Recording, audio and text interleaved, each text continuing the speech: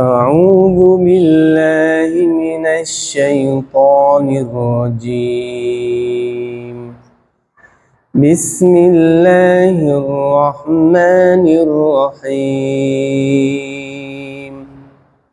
الله لا إله إلا هو الحي القيوم لا تأخذه سنة ولا نوم له ما في السماوات وما في الأرض من ذا الذي يشفع عنده إلا بإذنه يعلم ما بين أيديهم وما خلفهم ولا يحيطون بشيء من علمه إلا بما شاء وسع كرسيه السماوات والأرض